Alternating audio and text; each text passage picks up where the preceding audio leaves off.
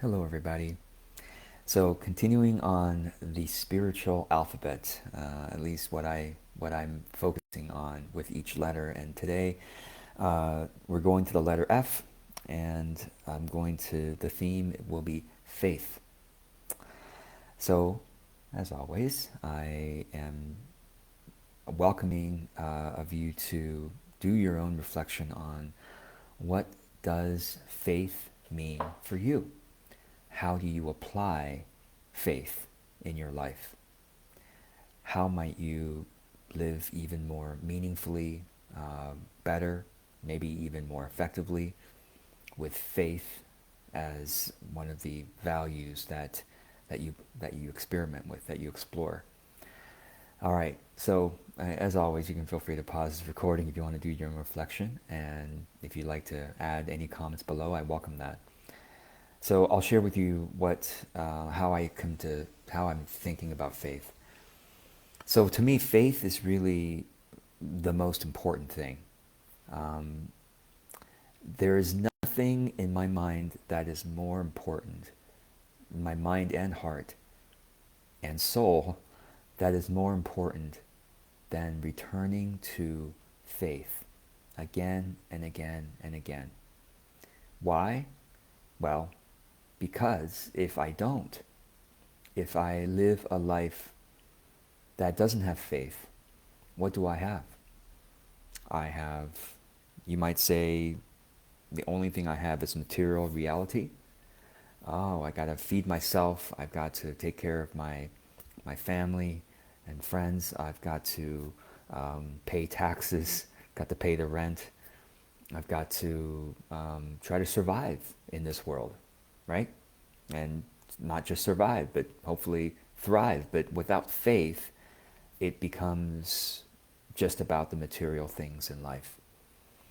By the way, I should maybe define faith, what I mean by faith.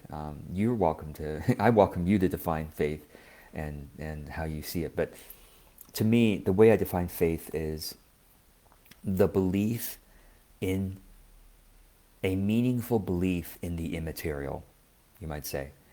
The things that cannot be necessarily touched and experienced from the body necessarily, but that we believe to be true outside of that, which of course informs how we do live in this world, because our lives are an embodiment of what we believe. How we actually live, literally, is an expression of what we actually believe. And so if I'm living in a way that looks like what everyone else is living, then I have the same faith or lack of faith as everybody else. But if I believe, now you might say, well, George, why would you believe if it's not based on this physical reality? It's a good question. That's a very good question. And that's kind of what faith is. Faith is believing something even though it's not scientifically provable, maybe, but it's not something that other people can say, well, I literally experienced that today. No, faith, I think, partly is very personal. There can be a communal faith, but faith is partly very personal, which means what I believe might be different from what you believe. Therefore, for what I experience in life is going to be different from my perspective on what happens in life is going to be different from your perspective on what happens in that same situation, even. So, but without faith, life becomes very flat to me, you might say. It becomes just about the survival and the physical material thriving. But with faith, life is deeply meaningful and, in my opinion, deeply true. Because even though I can't prove my faith, faith seems to me the North Star, the guiding light that makes all of life worth pursuing. This is why I think faith is so important, because faith allows us to live more live outside of what society dictates as what you should do and your obligations. Faith allows us to live a life with, with profound personal meaning and direction and inspiration that makes us live for more than ourselves and our and not just, yeah, we got to take care of family, and that's part of the grounded material reality, but it makes us live for more than just the everyday mundane taking care of business, which is important, obviously, to stay alive. But faith says there is more, shall I say, love. There is more creativity. There is more hope, right? And there is more truth than what we typically experience on a day-to-day basis. So faith allows me the greatest meaning in life. So this is why it's there's nothing more important, because no matter what my physical circumstances are, if my work fails, if my relationship fails, if my health fails, if I'm in the most dire circumstances materially, the someone without faith would be like, that's the end of my life. I have no more hope. I have no more, everything has failed, right? But with faith, I say, even if I'm in that situation, I say, there is so much more goodness. There is unlimited goodness that I cannot see, that's available to me, that if I live into that, well, my material circumstances may even improve. I have hope that I'm going to keep living and growing in the most important ways, not just growing materially, but growing spiritually. So this is why faith, and you could say faith is the highest guiding light, and it's also the most grounding source of hope. When everything else materially has failed or disappeared or degraded, there is still something invisible there. This is why we need more than the material, in my opinion, to live a truly meaningful and hopeful life. We need something that guides us forward on the one hand, right? It guides us forward, and then it also holds us at the very bottom. When the bottom has seemed to be fallen out, there is still faith. There is still the belief, trust, the reliance on that which cannot be destroyed by the world, by physics, that which cannot be destroyed materially. It's still there to hold us up and allow us to bounce back towards, again, the guiding light. This is why it's so important for me.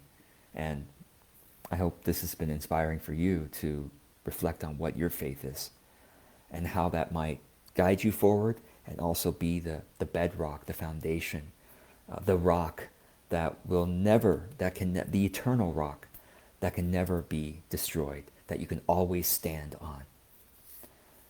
So nothing is more important than returning to my faith again and again and again.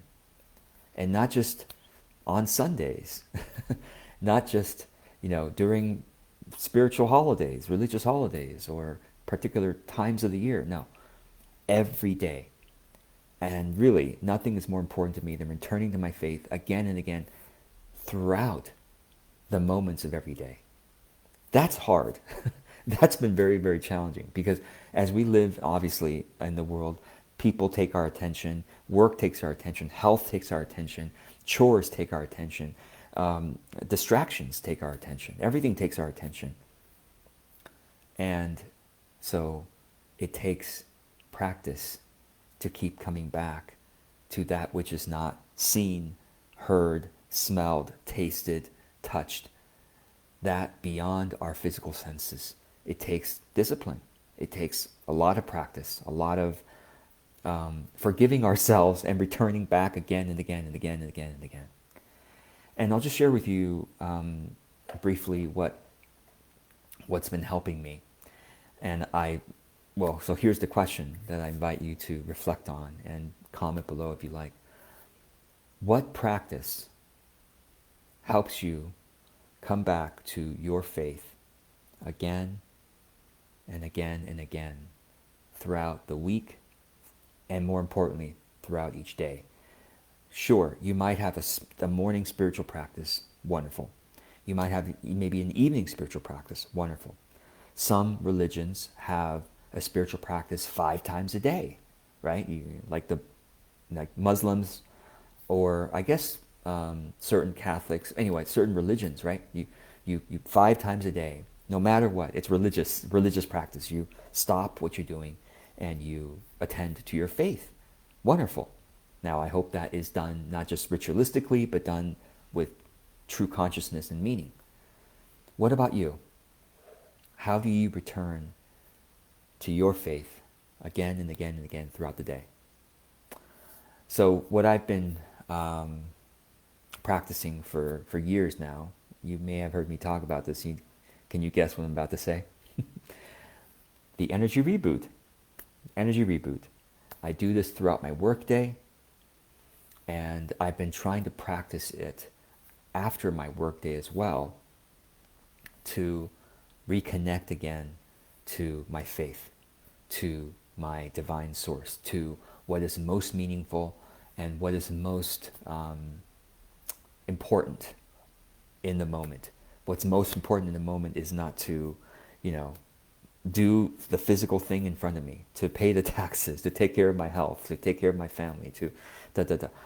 That's not the most important thing. The most important thing, again, is, have I reconnected to what is true, true with a capital T, what is most true, okay? What is most true in my mind and in my heart? Have I reconnected to that? And therefore, try to embody that truth in my action. Now I can take care of my health, my family, my work, my relationship, my whatever, chores. Now I can take care of the physical things once I have reconnected to the faith. Because faith is always available. The opportunity for your faith is here right now for you to reconnect. And it's here available to you now, now, now, now, now. Always available to you. And even if you haven't connected to your faith in years, decades, whatever, it's still available to you now. You can still touch in surprisingly deeply right now. Right now. Without the need to, let me wait until I can go to a temple, church, mosque, whatever. There's no need to wait. Your faith is available right now.